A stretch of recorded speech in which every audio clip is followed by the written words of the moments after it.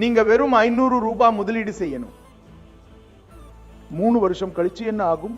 Farad taxi ஒரு ரூபாய் சம்பாதிக்கும். ஒருவேளை பாரட் டாக்ஸி 25 கோடி ரூபாய் சம்பாதிச்சா, அப்போ 25 கோடியில 20%னா 5 கோடி ரூபாய்.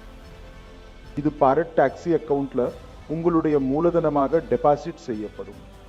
மீதமுள்ள 80% பணம் யார் எவ்வளவு கிலோமீட்டர் டாக்ஸி ஓட்டினாங்களோ அதுக்கு ஏத்த மாதிரி உங்க அக்கவுண்ட்ல திரும்ப போட்டுடுவாங்க. நான் சொல்றது புரியுதுல்ல அண்ணா? சோ உங்களுக்கு வர வேண்டிய வாடகை கண்டிப்பா வரும். ஆனா நீங்க தான் முதலாளி. பலாக அப்போ லாபத்துல உங்களுக்கு பங்கு வேணுமா வேணாமா? அந்த பங்கு வரப்போகுது. ஆனா முதல் 3 வருஷம் கொஞ்சம் பொறுமை வேணும். ஒரு குழந்தைய வளர்க்கிற மாதிரி பாசமா வளர்க்கிறோம். வளர வளர குழந்தைக்கு 30-40 வயசாகும், நமக்கு வயசாகும். நாம அதை வளர்த்து ஆளாக்கினோம், அப்புறம் அது நம்மளை பார்த்துக்கும். முதல் 3 வருஷம் நீங்க பொறுமையா இருக்கணும்.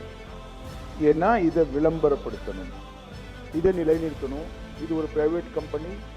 இது மேல தப்பான போட்டியை உருவாக்குவாங்க. ஏன்னா அவங்க ஏற்கனவே சம்பாதிச்சுட்டாங்க. இதுக்கு போராட 3 வருஷம் ஆகும். அந்த 3 வருஷத்துல நாம நாட்டுல இருக்கிற எல்லா நகரத்துக்கும் கிட்டத்தட்ட போயிடுவோம்.